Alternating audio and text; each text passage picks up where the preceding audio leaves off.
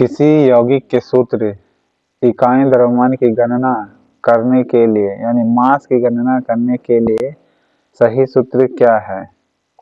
तो सही सूत्र है आपका डी। सूत्र के अंतर्गत सभी परमाणुओं के परमाणु द्रव्यमानों का योग होगा।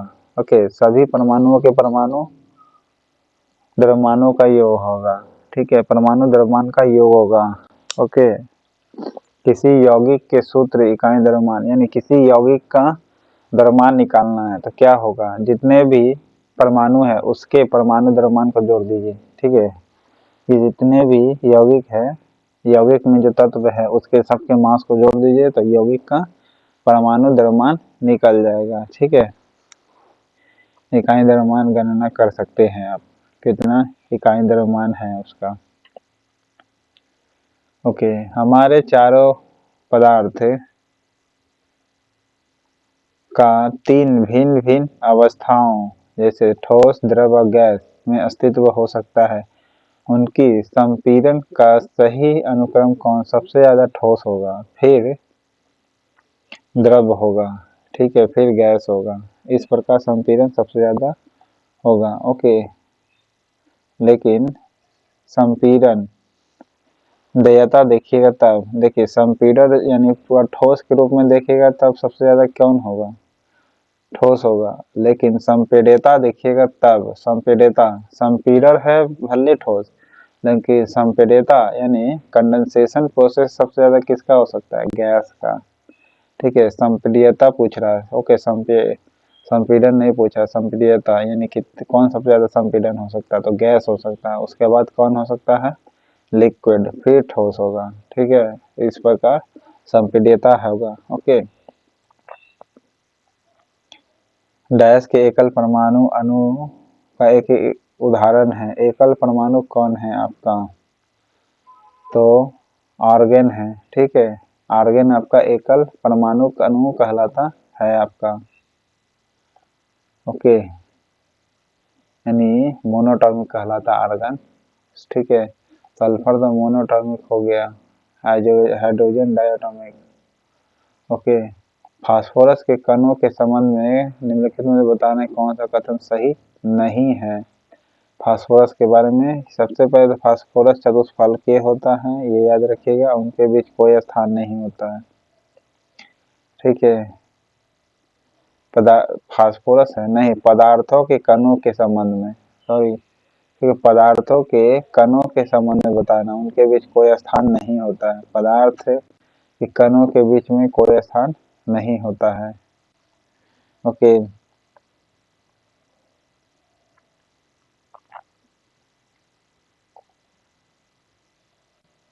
आयरन की परमाणुकता क्या होती है? मोनोटॉमिक कहलाती है। ठीक है, क्या कहलाती है? एकल परमाणुक होगा। कैल्शियम कार्बाइड का सूत्र इकाई कितना होगा? तो जोड़ दीजिएगा, मास बटा 40 इसका हो जाएगा 7 दूना 34, 34 से दूना 2 गुना कर दीजिएगा, फिर जोड़ दीजिएगा, पता चल जाएगा। ठीक है, 7 दूना 14, लगभग आपका 101 के आसपास हो सकता है या 105 के आसपास। तो जी नहीं, 111 के, ये तो जोड़ने वाला मास है, जोड़िएगा तो आ जाएगा। ओके, सर्वप्रथम परमाणु सिद्धांत किसने दिया था? जॉन डाल्टन ने दिया था। ओके, परमाणु सिद्धांत सबसे पहले किसने दिया था? John Dalton. एटॉमिक थ्योरी का कॉन्सेप्ट है। ओके, मोल शब्द द्वारा गढ़ा गया है कि मोल किसने शब्द को गढ़ा था? मोल किसने कहा था सबसे पहले? 14 का ए, ओस्टवाल्ड ने क्या कहा था? किसने?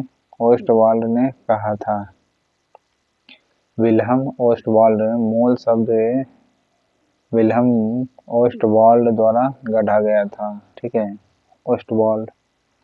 ओके, ओस्टवाल्ड जो है मोल शब्द का, जैसे कि क्या है, मोल शब्द है ना, ठीक है, तो किसने गढ़ा? ओस्टवाल्ड ने। तो कहने का मतलब ये ऑफिशियल ओस्टवाल्ड हो गया, ठीक है। लेकिन कोई और भी गढ़ बोल देता है दोस्तों बीच बीच में, जिसका रिकॉर्ड नहीं होता। जैसे गूगल बाबा को सबसे पहले बोलना मैंने शुरुआत किया था, फिर देखें कि पूरे लेवल पर पैमाना फैल गया, ठीक है। तो इस प्रकार तो ऑफिशियल अलग चीज होता है, ठीक है। अब पुकारू कोई और किया होगा, पर यही कहिएगा कि आप कैसे कह सकते हैं आप पहले बोले, तब यही दिक्कत हो जाता है। लेकिन हम लोग आपस में बात करते थे तब, फिर देखे कि यूट्यूब पर भी आने लगा। ओके, तो निम्नलिखित में से कौन सी घटना गर्मियों में सूती कपड़े पहनने के पीछे का कारण है? तो सूती पहनने का कपड़ा पहनने का रीजन क्या है? सबसे पहले तो ये आरामदायक तो होबे करता है, लेकिन ये वाष्पीकरण के कारण पीछे कारण है, ठीक है। वाष्पीकरण होता है, ठीक है। गर्मियों में सूती कपड़े पहनने के पीछे क्या है? वाष्पीकरण है। रदरफोर्ड द्वारा अल्फा कण के प्रकीर्णन में कौन सा निष्कर्ष नहीं निकला था? ठीक है, सबसे पहले निकला था परमाणु धनात्मक आवेश होता है, जी हाँ। दूसरा, परमाणु के भीतर अधिकांश स्थान रिक्त होता है। फिर परमाणु का संपूर्ण धनात्मक आवेश और द्रव्यमान परमाणु के भीतर एक एक बहुत ही कम मात्रा में होता है। फिर परमाणु अविभाज्य है। तो इनमें से कौन सा होगा आपका? डी, ठीक है, डी होगा। ये रदरफोर्ड ने नहीं निकाला था, ठीक है। बाकी अल्फा स्कैटरिंग से क्या क्या निकाला था? पहला, परमाणु धनात्मक आवेश होता है, जी हाँ। आवेश बहुत ही कम स्थान घेरता है, ठीक है। धनात्मक तो होता है लेकिन बहुत कम स्थान घेरता है परमाणु। दूसरा, ये बताएं कि परमाणु के भीतर अधिकांश स्थान रिक्त होता है, जी हाँ। अधिकांश स्थान परमाणु के अंदर क्या होता है? रिक्त होता है। परमाणु के अधिकांश स्थान क्या होते हैं? भीतर में रिक्त होते हैं, ओके। अंदर में क्या होते हैं? खाली स्थान होता है परमाणु के भीतर। फिर है परमाणु का संपूर्ण धनात्मक आवेश और द्रव्यमान परमाणु के भीतर एक बहुत ही कम मात्रा में केंद्रित था, जी हाँ, ये सही है। तो परमाणु का संपूर्ण धनात्मक जो आवेश है, ठीक है, और चार्ज और मास जो है परमाणु के भीतर ही होगा। परमाणु के भीतर एक बहुत ही कम मात्रा में होता है, जी हाँ, बहुत ही कम मात्रा। मास निश्चित है कि चार्ज है जो बहुत कम ही मात्रा में होगा, ओके। द्रव्यमान भी परमाणु के भीतर एक बहुत ही कम मात्रा है। धनात्मक आवेश यानी धनात्मक चार्ज के बाद मास भी दोनों ही बहुत कम मात्रा में होता है किसी परमाणु के अंदर। ये रदरफोर्ड साहब ने किया था, ठीक है। पहले तो ये बताया कि परमाणु धनात्मक होता है जो बहुत कम स्थान घेरता है। दूसरा, मास भी होता है जो बहुत कम मात्रा में केंद्रित होता है, ठीक है। तीसरा, ये बताया कि परमाणु के भीतर अधिकांश स्थान क्या होते हैं? खाली होते हैं, ओके। किसी द्रव का क्वथनांक कैसे बढ़ाया जा सकता है? दबाव बढ़ा करके बढ़ाया जा सकता है। किसी द्रव का क्वथनांक कैसे बढ़ा सकते हैं? दबाव बढ़ा करके। नेक्स्ट, निम्नलिखित में से कौन सा कथन निलंबन के बारे में सही है? यानी सस्पेंशन के बारे में सही कथन है, बताना है आपको। तो सबसे पहले 22 का सी होगा, ठीक है। सही बता रहा, निलंबन के कणों को नग्न आंखों से देखा जा सकता है, जी हाँ। निलंबन के जो कण होते हैं वो नग्न आंखों से देखा जा सकता है, ओके। जैसे कि दूध जब खौलाइएगा तो आपका क्या हुआ? नीचे देखिएगा मॉलिक्यूल से जमा रहता है ना, ओके। तो नीला सस्पेंशन हो गया, ठीक है, निलंबन हो गया। फिर पानी में जब औटिएगा, गर्म करिएगा तो देखते होंगे नीचे बैठा रहता है, तो वो भी सब निलंबन कण है। पदार्थों की अवस्थाओं पर दाब में परिवर्तन प्रभाव के संबंध में बताना है, कौन सही है? यानी पदार्थ के दबाव के संबंध में बताना क्या सही है आपका? 25 का सी हो जाएगा, ठीक है। तो दोनों कथन सही है। पहला ये बोलता है कि दाब डालने पर और तापमान कम करने पर गैसों का द्रवीकरण किया जा सकता है। जी हाँ, दाब डालने पर और तापमान कम करने पर गैस जो रहेगा उसका क्या हो सकता है, लिक्विफाइड कर सकते हैं। ठीक है, जैसे कि कुकर में दबाव बनता है। ठीक है, और गैस जो वेपर रहेगा वो देखते होंगे तली में क्या होता है, भाप क्या हो सकता है, वो भाप द्रव में बदल जाता है। ठीक है, तो दबाव डाल रहा है ना, सीटी मरवाते हुए दाब ज़्यादा हो जाता है। ठीक है, तो दाब ज़्यादा नहीं, कम करना है। ठीक है, धीरे धीरे कम होता है तभी ना लिक्विड जमता है। जी हाँ, दाब जब कम होगा ना धीरे धीरे, यानी ठंडाने की ओर आएगा ना, तब लिक्विड में कन्वर्ट होता है। जैसे सीटी आप मरवाइएगा तो पता चलेगा उस समय नहीं है, लिक्विड बनता है, लेकिन धीरे धीरे जब ठंडा आता है दबाव कमने लगता है और गैसों तापमान भी कम होने लगता है। दाब डालने और तापमान कम करने में गैसों का द्रवीकरण हो जाता है। ठीक है, फिर है ठोस कार्बन डाइऑक्साइड को उच्च दाब में संग्रहित किया जा सकता है। जी हाँ, ठोस कार्बन डाइऑक्साइड जो है उसको हाई प्रेशर में भी संग्रहित किया जा सकता है। जी हाँ, ठोस कार्बन डाइऑक्साइड को हाई प्रेशर में भी क्या किया जा सकता है, संग्रहित किया जा सकता है। ठीक है, हाई प्रेशर में भी क्या किया जा सकता है, संग्रहित जमा किया जा सकता है, जैसे बर्फ का जम जाना। ठीक है,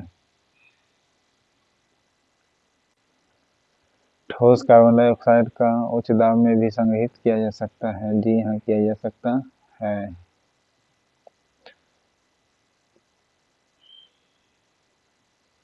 जैसे कि पोल पर, ठीक है, नॉर्थ पोल और साउथ पोल का कंडीशन है। ओके, हाई दाब में भी संग्रहित रहता है कार्बन डाइऑक्साइड। वायुमंडलीय दाब पर 1 किलो ठोस को उसके गलनांक पर द्रव में बदलने के लिए जितनी ऊष्मा ऊर्जा की आवश्यकता होती है उसे क्या कहते हैं,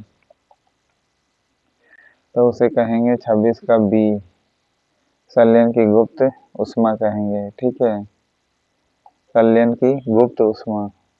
वायुमंडलीय दाब पर 1 किलोग्राम ठोस को उसके गलनांक पर द्रव में बदलने के लिए जितनी ऊष्मा चाहिए, ऊष्मा ऊर्जा चाहिए, उसकी आवश्यकता होती है, उसे कहते क्या, संलयन की गुप्त ऊष्मा। ठीक है, क्या कहते हैं, संलयन की गुप्त ऊष्मा कहलाता है। वायुमंडलीय दाब पर 1 किलोग्राम ठोस को उसके गलनांक पर द्रव में बदलना है। ओके, ठोस को किस में बदलना है, द्रव में बदलना है। ओके, 1 किलो को क्या करना है, ठोस को द्रव में बदलना है वायुमंडलीय दाब पर। तो उसके जो गलनांक होगा उसके लिए जितनी ऊष्मा चाहिए, ठीक है, या जितनी जितनी ऊष्मा चाहिए या जितनी ऊर्जा चाहिए की आवश्यकता को कहते क्या है, गुप्त ऊष्मा कहते हैं। ठीक है, संलयन की गुप्त ऊष्मा कहेंगे। ओके, क्या कहेंगे, संलयन की गुप्त ऊष्मा कहेंगे।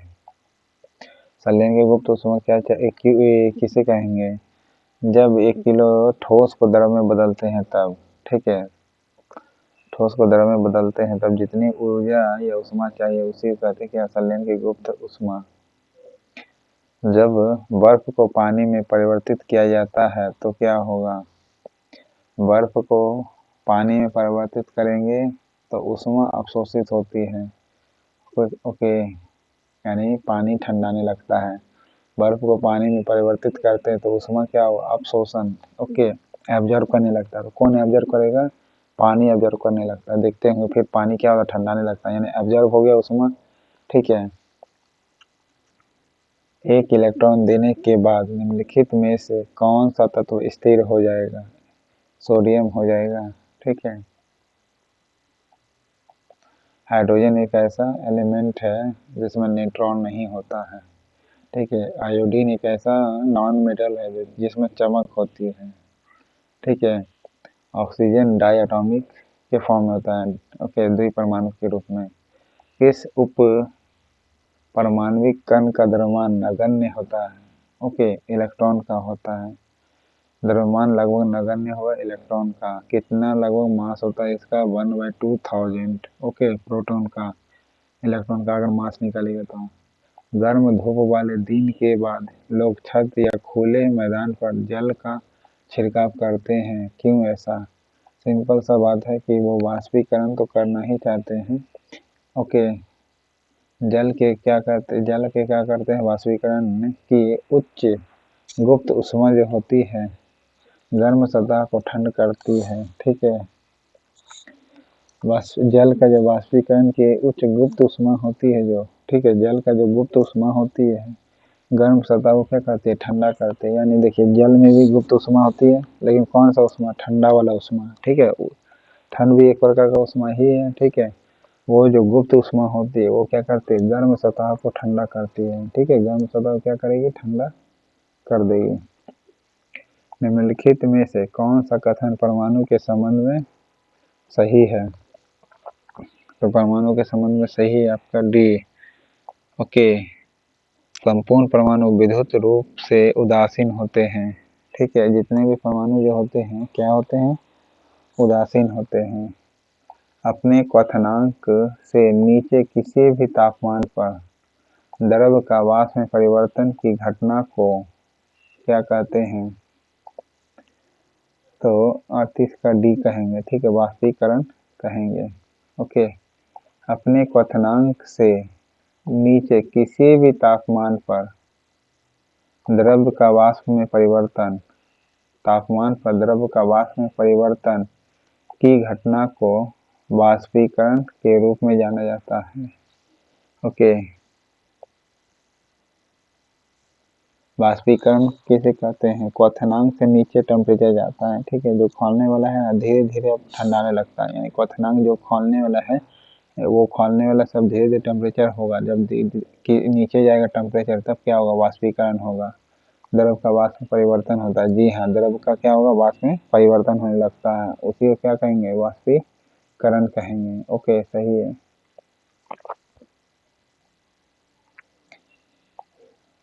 निलंबन एक विषमंगी मिश्रण है। निलंबन एक विषमंगी मिश्रण है। जी हाँ, पहला तो सही है कि विषमंगी मिश्रण होगा निलंबन, जिसे नग्न आंखों से देख सकते हैं। दूसरा, निलंबन के कण जो होते हैं इससे गुजरने वाली प्रकाश किरण को प्रकीर्णित करते हैं। निलंबन के जो कण होते हैं इससे गुजरने वाली जो प्रकाश किरण होती है उसको प्रकीर्णित करते हैं। ओके, जी हाँ, बिल्कुल प्रकीर्णित करते हैं और इसका मार्ग दिखाई देते हैं, और इसका क्या करते हैं, मार्ग दिखाई देते हैं। बिल्कुल सही है। तीसरा, जब निलंबन को बिना किसी रुकावट के छोड़ दिया जाता है, ओके, निलंबन को बिना किसी रुकावट के छोड़ दिया जाता है तो विलय कण नीचे बैठ जाते हैं। विलय कण क्या होते हैं, नीचे बैठ जाते हैं, अर्थात निलंबन अस्थिर होता है। ठीक है, स्थिर होता है नहीं, अस्थिर होता है।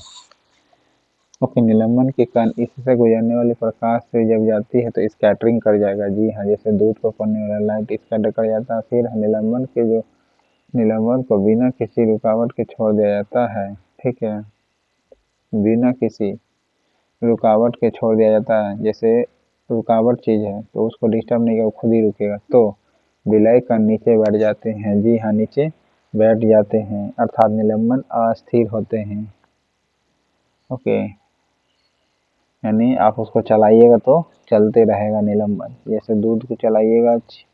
ठीक है, तो निलंबन अस्थिर है, स्थिर नहीं ना है, चलते रहेगा। ठीक है, उसे आप हिला सकते नचा सकते हैं, तो 1 2 3 हो जाएगा। ठीक है, निम्नलिखित तत्वों में से कौन सा बहु परमाणुक है? तो बहु परमाणुक हो गया सल्फर। ठीक है, अब बाकी तीनों तो सिंगल परमाणुक हो गए, एकल परमाणुक होगा। ठीक है, 1 एटॉमिक होगा। नेक्स्ट है, डाल्टन के परमाणु सिद्धांत की महत्वपूर्ण अभिधारणाओं में से एक क्या है? डाल्टन ने कहा था, देखिए सबसे पहले एटॉमिक थ्योरी डाल्टन ने ही दिया था। ठीक है, फिर इसने बताया था कि परमाणु को ना तो बनाया जा सकता है ना ही नष्ट किया जा सकता है। ठीक है, परमाणु को ना नष्ट किया जा सकता है और ना ही बनाया जा सकता है परमाणु को। ठीक है, कंजर्वेशन ऑफ मास का भी जॉन डाल्टन ने ही दिया था। ठीक है, जब आप अपनी हथेली पर एसीटोन डालते हैं और आपके हाथों में ठंडक महसूस होती है, दी गई अभिक्रिया में कौन क्रिया होती है? तो वाष्पीकरण होती है। ओके, जब एसीटोन डालिएगा तो आपकी हथेलियाँ ठंडक महसूस करेगी। ठीक है, एसीटोन डालते हैं तो क्या होता है? ठंडक महसूस होता है। कारण वाष्पीकरण के कारण। एसीटोन हथेली पर डालिएगा ना एसीटोन, तो ठंडा महसूस होगा। कारण क्यों? वाष्पीकरण के कारण। ठीक है, परमाणु का ना तो बनाया जा सकता ना ही नष्ट किया जा सकता। किसने बोला था? तो जॉन डाल्टन ने। ठीक है, ओके, एटॉमिक सिद्धांत इसी ने दिया था। कॉपर की परमाणुकता क्या है? एकल परमाणुक है। कॉपर की परमाणु क्या कहलाती है? एकल परमाणु कहलाती है। निम्नलिखित में से कौन प्रथम वैज्ञानिक थे जिन्होंने तत्व के लिए प्रतीकों का उपयोग किया था? जिसका अर्थ है उस तत्व का एकल परमाणु भी कहलाता है। क्या कहलाता है? एकल परमाणु। कौन सा प्रथम वैज्ञानिक थे जिन्होंने तत्व के प्रतीकों का उपयोग किया? तो जॉन डाल्टन ने यूज किया था। ओके, तत्व के परमाणुओं का, प्रतीकों का। ठीक है, जॉन डाल्टन ने कहा था। ओके, बर्जेलियस ने कैटलिस्ट से लेना चालू किया था। ठीक है, निम्नलिखित में से कथनों पर विचार करना है। एक परमाणु विद्युत रूप से उदासीन होते। जी हाँ, विद्युत रूप से उदासीन होते, सही है। नाभिक पर ऋणात्मक आवेश सभी कक्षीय इलेक्ट्रॉनों के कुल ऋणात्मक आवेश के बराबर होता है। बताइए, गलत है? हाँ, गलत है। ठीक है, ये सही है, बी गलत है। ठीक है, वायु में भिन्न भिन्न गैसों को अलग करने के लिए किस प्रक्रिया का उपयोग किया जाता है? तो वायु से विभिन्न गैसों को अलग करने के लिए कौन सा प्रोसेस यूज करते हैं? जो उनका ए होगा, आंशिक आसवन किया जाता है। क्या किया जाता है? आंशिक आसवन किया जाता है। ओके,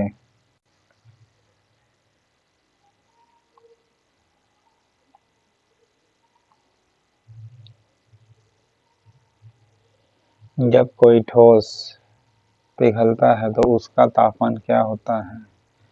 तापमान घटने लगता है। ठीक है, ये वही रहता है। ठोस पिघलता है तो उसका तापमान वही रहता है। ठीक है, 57 का डी।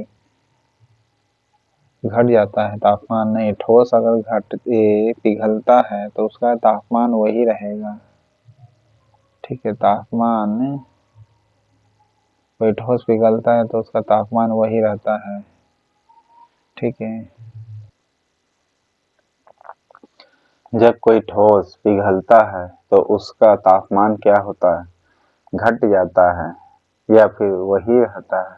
तो नहीं, वही रहता है। ठीक है, क्या होता है? वही हो जाता है। जब कोई ठोस पिघलता है तो उसका टेम्परेचर क्या होगा?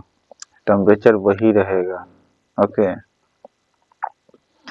टेम्परेचर क्या रहेगा? वही रहेगा। जब कोई ठोस पिघलता है तो उसका तापमान यानी टेम्परेचर क्या रहता है? वही रहता है। ओके, तापमान उसका पिघलता है, पहले तापमान उसका क्या रहता है? वही रहता है। पदार्थ की किस अवस्था में कणों की गति ऊर्जा सबसे अधिक होती है? तो पदार्थों के किस अवस्था में कणों की गतिज ऊर्जा सर्वाधिक होती है? ऊर्जा के बारे में बता रहा है, तो 58 का ये प्लाज्मा में। ओके, पदार्थ की किस अवस्था में कणों की गतिज ऊर्जा सबसे अधिक होगी? ठीक, गतिज ऊर्जा बोल रहा है किसमें सबसे ज्यादा होगा? तो प्लाज्मा में होगी। ओके,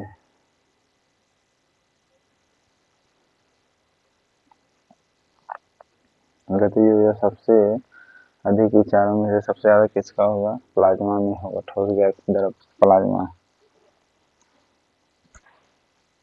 वह तापमान जिस पर कोई द्रव्य वायुमंडलीय दाब पर उबलना शुरू करता है, उसे क्या कहते हैं? क्वथनांक बिंदु कहा जाता है। ओके, क्वथनांक बिंदु कहा जाता है। कोई द्रव्य वायुमंडलीय दाब पर क्या होता है? उबलता है, तो उसे क्या कहेंगे? क्वथनांक बिंदु कहेंगे। ओके,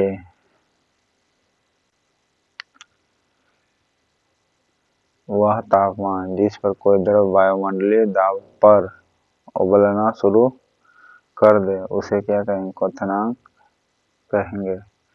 निम्नलिखित में से कौन सा एक यौगिक के रूप में और एक अणु के रूप में भी वर्गीकृत किया जा सकता है? एक यौगिक भी है और एक अणु भी है, तो कौन है वो? जल है। ओके, कच्चा तेल, ऑक्सीजन, सोडियम, इस समय से कौन होगा? अणु और यौगिक दोनों कहेंगे, तो जल है। ओके, जल जैसे H2O फॉर्मूला होता है, तो एक तरह से कंपाउंड है, फिक्स रेशियो है, ठीक है। तो यौगिक भी कहेंगे, साथ ही साथ एक अणु भी कहेंगे, एक अणु के रूप में भी वर्गीकृत है। कौन? तो जल। ओके, ये ऑक्सीजन डायटोमिक है, सोडियम मोनोटॉमिक है। ओके, 1898 जे थॉमसन ने किस मॉडल का विकसित करने के लिए जाने जाते हैं? प्लम पुडिंग मॉडल के लिए जाने जाते हैं, ठीक है। प्लम पुडिंग मॉडल थॉमसन जी ने किया था। ओके, गोल्डस्टीन ने कैनाल रे का खोज किया था। ओके, 2001 में एरिक ए कॉर्नर ने बोस-आइंस्टीन संघनन प्राप्त करने के लिए किन दो वैज्ञानिकों के साथ भौतिकी का नोबेल पुरस्कार जीता था? भौतिकी का नोबेल पुरस्कार किसने जीता था? 46 का डी होगा, ठीक है। किसने जीता था? वोल्फगैंग केटरले और कार्ल कार्ल ई बीमन ने। ओके, कार्ल ई बीमन ने। इसको कैसे याद करना है? पहले 2001 में एरिक कॉर्नर ने बोस-आइंस्टीन संघनन प्राप्त करने के लिए दो वैज्ञानिकों के साथ भौतिकी का नोबेल पुरस्कार प्राप्त हुआ। इसका मतलब है 3 व्यक्ति को मिला भौतिक का। ओके, 2001 में एरिक भी था उसमें, ठीक है। एरिक कॉर्नर, फिर है वोल्फगैंग केटरले और कार्ल ई बीमन। ओके, बोस-आइंस्टीन संघनन यानी बोस-आइंस्टीन कंडेंसेशन प्राप्त किया था, ठीक है। बोस-आइंस्टीन कंडेंसेशन 2001 में किसने प्राप्त किया था? कॉर्नर, फिर केटरले और फिर कार्ल ई बीमन ने, ठीक है।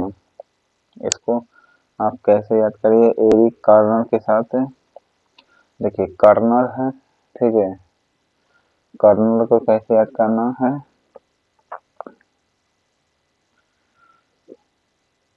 कर्नल के कॉलर पर क्या बना हुआ है? पूरा गैंग लगा हुआ है। क्या लगा हुआ है? गैंग। तो किस चीज का गैंग? मेडल का। मेडल पूरा भरा हुआ, देखते हैं ना सिपाही लोग का क्या होता है, पूरा मेडल विजेता का पूरा अवार्ड लगा रहता है, ठीक है।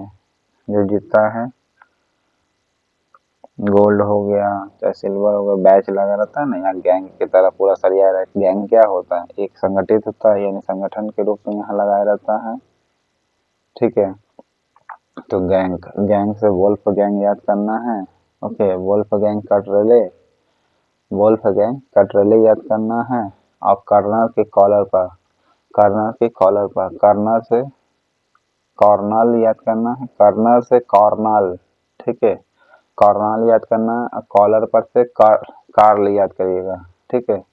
कॉलर पर से कार्ल याद करिए। कर्नल के कॉलर पर गैंग लगा हुआ, फिर ठीक है। कर्नल के कॉलर के पास क्या लगा, गैंग लगा हुआ। कर्नल के कॉलर के पास क्या लगा हुआ, गैंग लगा हुआ है। ठीक है, कॉलर के नजदीक होता ना बैच पूरा। ठीक है, वोल्फ गैंग ऐसे याद कर सकते हैं। बोस आइंस्टाइन कंडेंसेशन के लिए मिला था। ओके, कंडेंसेशन के लिए मिला था बोस आइंस्टाइन। नेक्स्ट है, निम्नलिखित में से किसने परमाणु के नाभिक की खोज की थी? परमाणु के नाभिक की खोज की थी रदरफोर्ड ने। ओके, नील बोर ने 2n² बताया था इलेक्ट्रॉन इस रूप में मौजूद होगा। ओके, जे थॉम्सन 1898 में प्लम पुडिंग का खोज किया था। ठीक है, निम्नलिखित में से कौन समांगी मिश्रण का एग्जाम्पल है? समांगी मिश्रण का एग्जाम्पल है आपका जल में चीनी। ओके, जल में चीनी। नील बोर का 2 बुक का नाम है। एक बुक का नाम क्या है? कॉन्स्टिट्यूशन से रिलेटेड है। ठीक है, मेटल कॉन्स्टिट्यूशन से है। बताइएगा कौन सा। एगो डिस्क्रिप्टिव बेस पे है। ठीक है, नेक्स्ट है, कौन समांगी मिश्रण का एग्जाम्पल है? जल चीनी। कौन? जल चीनी जो है समांगी मिश्रण है। समांगी क्यों करें? क्योंकि जल में जब चीनी मिल जाती है तो चीनी को आप चाह करके भी खोज नहीं सकते हैं, यानी दोनों बराबर बराबर हो जाएगा। ठीक है, एक ही तत्व या अलग अलग परमाणु के परमाणु एक ही तत्व या अलग अलग तत्वों के परमाणु एक साथ मिलकर बनाते हैं क्या? फिक्स रेशियो जब नहीं रहेगा तो वो क्या बनाएगा? मिश्र धातु बना सकता है या फिर अणु बना सकता है। जी नहीं, मिश्र धातु नहीं बल्कि अणु बनाएगा। ठीक है, ठीक है,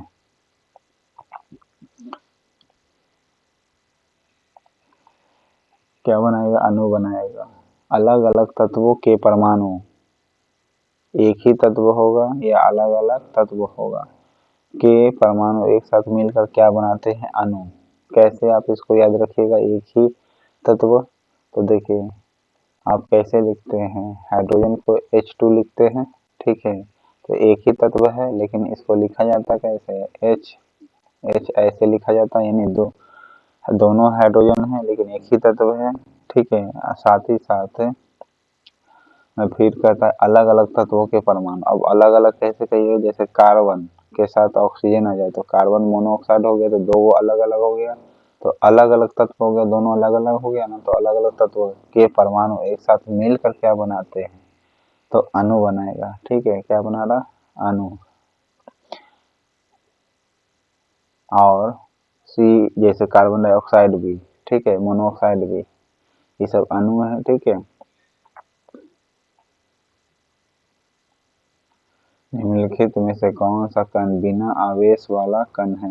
न्यूट्रॉन जो है बिना चार्ज का कण है, ये पॉजिटिव चार्ज होता है प्रोटॉन का, और इसमें मास होता ही नहीं इलेक्ट्रॉन का। ठीक है, इलेक्ट्रॉन का जो मास लगभग नगण्य होता है, लगभग नगण्य कितना होता है? तो प्रोटॉन का 1/2000 से डिवाइड दीजिए तब इतना मास निकलेगा इलेक्ट्रॉन का। ओके, इतना नगण्य होता है। और न्यूट्रॉन किस में नहीं होता है? हाइड्रोजन में। किसी परमाणु के n कोष में संयोजित समायोजित किए जा सकने वाले अधिकतम इलेक्ट्रॉनों की संख्या कितनी होती है? मैक्सिमम वाला में 32, शुरुआत में 2, फिर 8, फिर 18, फिर 32, तो वही बोल रहा है। अच्छा, लेकिन मैक्सिमम वाला में नहीं पूछा है, n कोष में, तो k का वैल्यू ये, l का वैल्यू ये, k l, m का वैल्यू ये और n का वैल्यू ये, तो n का 32 हो जाएगा। ठीक है, n कोष में बोला आगे कि n कोषों में कितना समायोजित रहेगा। अधिकतम इलेक्ट्रॉन तो 32 रह सकता है। ठीक है। निम्नलिखित में से कौन सा एक द्विसमांगी मिश्रण है? द्विसमांगी मिश्रण है दूध जो है आपका द्विसमांगी मिश्रण, जैसे इसमें निलंबन न होता है। ठीक है, द्विसमांगी मिश्रण है। दूध एक निलंबन का एग्जाम्पल है। ठीक है, सस्पेंशन का। कौन सा द्विसमांगी मिश्रण है? द्विसमांगी मिश्रण क्यों का है? इसलिए क्योंकि दूध को जब आप खौलाइएगा तो वाटर उड़ जाएगी और देखते हुए कुछ लेयर नीचे बढ़ जाता है, मलाई वलाई जो भी हो राबड़ी, तो वो क्या है, अलग एक चीज था उसके बीच में, तभी तो दोनों अलग अलग हो गया ना। पानी उड़ गया और लेयर बच गया। तो द्विसमांगी का एग्जाम्पल दूध हो गया। ओके, द्विसमांगी का हेट्रोजीनियस मिक्सचर का। ओके, बाकी ये सब सेल का होमोजीनियस मिक्सचर है। ठीक है, यानी समांगी मिश्रण है।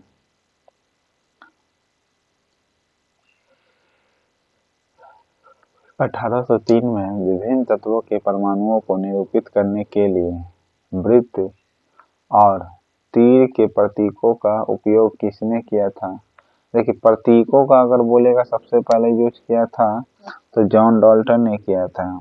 ठीक है, और किसने किया था? जॉन डाल्टन ने। लेकिन किस रूप में है ये तो सिंपल सा बताया था पहले ही लेसन में इससे, कि तीरों के प्रतीकों का उपयोग किसने किया था? जॉन डाल्टन ने किया था। ठीक है, लेकिन वृत्त के साथ साथ तीर का भी यूज किया था। वृत्त के साथ तीर का भी यूज किया था जॉन डाल्टन ने 1803 में। कब? 1803 में, यानी 1800 के बाद तीन साल एक्स्ट्रा ले लीजिए। ठीक है, 1803 में भी वो संधि हुआ था दोस्तों। बेदरा का युद्ध कब हुआ था? 1759 में हुआ था। ओके, और भोसले के साथ 1803 में संधि हुआ था। सोवियन अर्जुन गांव की संधि हुआ था 2 में। ठीक है, 1803 में किसके साथ हुआ था संधि बताइएगा? लेकिन 1803 का वो हिस्ट्री का बात हो गया, अब साइंस में आते हैं। जॉन डाल्टन ने सबसे पहले वृत्त और तीर का यूज किया था। ठीक है, वृत्त जो हाथ में कड़ा पहनते ना, गोल गोल चूड़ी वैसा, और तीर का यूज किया था तत्वों के परमाणुओं को निरूपित करने के लिए। ओके, तत्वों के जो परमाणु होता है ना उसको निरूपित करने के लिए यूज किया था वृत्त और तीर का। ठीक है,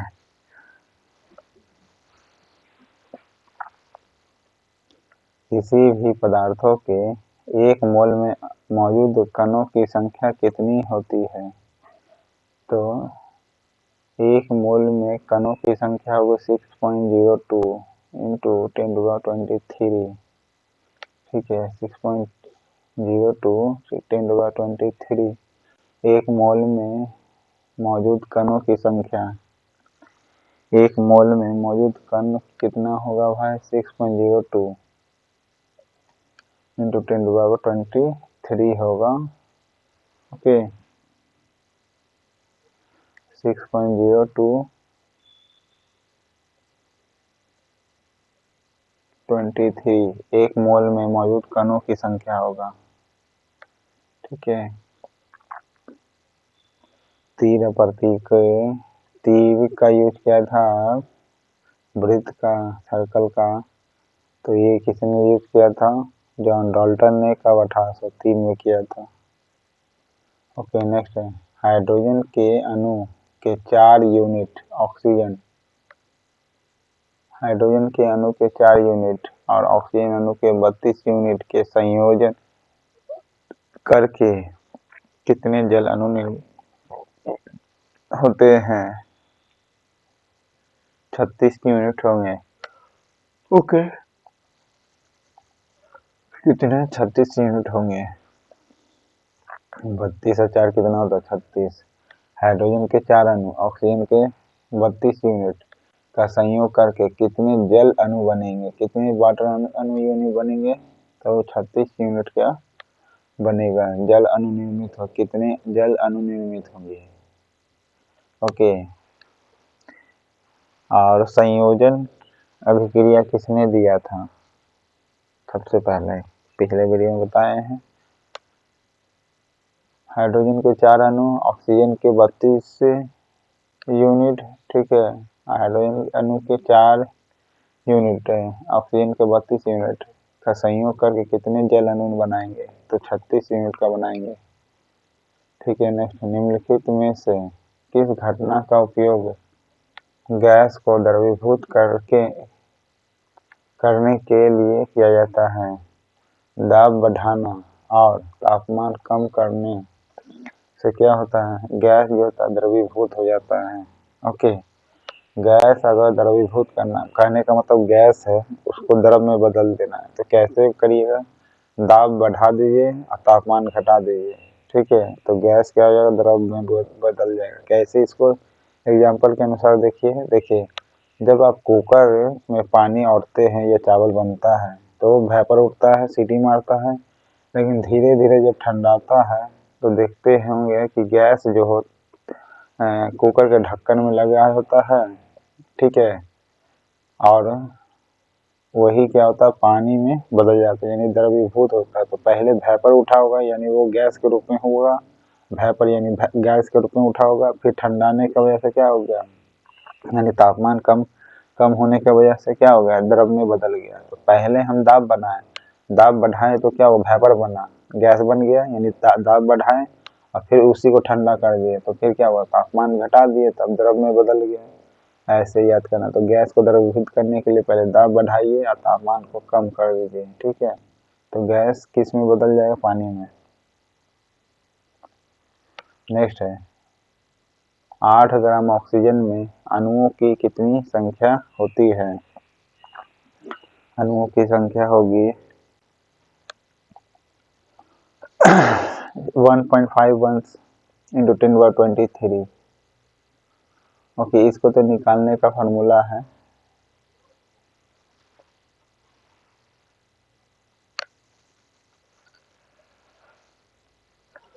और एक अणु बराबर कितना होता है? 6.02 × 10⁻23। इसमें 8 ग्राम है तो डिवाइड दे दीजिएगा। नेक्स्ट है, निम्नलिखित में से किस तत्व में परमाणुकता है? तो नाइट्रोजन जो है N2 के रूप में लिखा जाता है, यानी डाई एटॉमिक के बारे में बात कर रहा है। सिंगल नहीं लिखा जा सकता, फास्फोरस सिंगल लिखा जा सकता है, आर्गन भी सिंगल लिखा जा सकता है, सल्फर भी सिंगल, लेकिन नाइट्रोजन है तो नाइट्रोजन में द्विपरमाणुक हो गया, ठीक है, डायटोमिक। पदार्थों के कण निरंतर गतिमान रहते हैं, इसके कारण क्या होता है? निरंतर गति रहने के कारण, मतलब निरंतर गति रहता है, इसका कारण क्या है? 93 का ए होगा, गतिज ऊर्जा होगा, ठीक है। क्या होगा? गतिज ऊर्जा होगा। पदार्थों के कण निरंतर गतिमान रहते हैं, क्यों? गतिज ऊर्जा के कारण। जैसे इन्वायरमेंट में देखते हैं ना, धूल कण उड़ते रहता है, तो किसके कारण? गतिज ऊर्जा के कारण, ठीक है। दूसरा तरीका और क्या करते हैं, जैसे धूल कण उड़ रहा है, ठीक है, फिर दूसरा का गाड़ी आ गया गति में, तो फिर गतिज ऊर्जा आ गया, फिर दूसरा गाड़ी आ गया, गतिज ऊर्जा आ गया, ठीक है। तो उस पदार्थों के कारण क्या होता है? गतिज ऊर्जा होता है, ठीक है, जो निरंतर गति करते रहता है। अगर वो बैठ भी गया, ठीक है, तब फिर वो गति कर सकता है जब हवा चलेगी तो, ठीक है। तो उसमें क्या होती है? गतिज ऊर्जा होती है। क्या होती है? गतिज ऊर्जा होती है। नेक्स्ट, निरपेक्ष आर्द्रता को वायु के इकाई आयतन के रूप में परिभाषित किया जा सकता है। निरपेक्ष आर्द्रता को वायु के इकाई आयतन के रूप में परिभाषित किया जा सकता है, ठीक है। निरपेक्ष आर्द्रता करने का मतलब है कि आर्द्रता के बारे में पता करना है, रिस्पेक्टिव आर्द्रता के बारे में पता करना है। तो इसे क्या कहिएगा?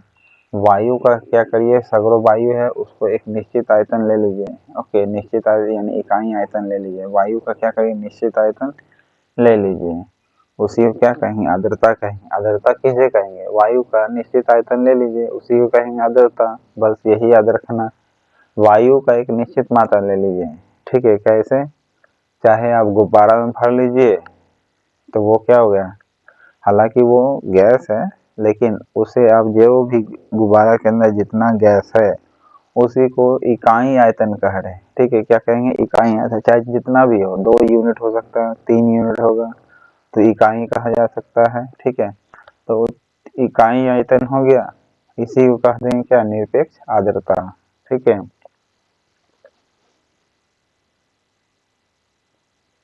किस प्रक्रिया द्वारा नमक तथा कपूर के मिश्रण को अलग अलग किया जा सकता है?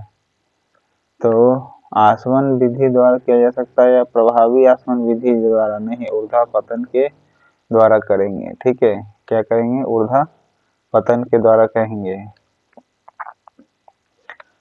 नमक और कपूर के मिश्रण को अलग अलग कर सकते हैं। एल्युमिनियम की परमाणुकता क्या है? मोनोटॉमिक है, एकल परमाणुक है।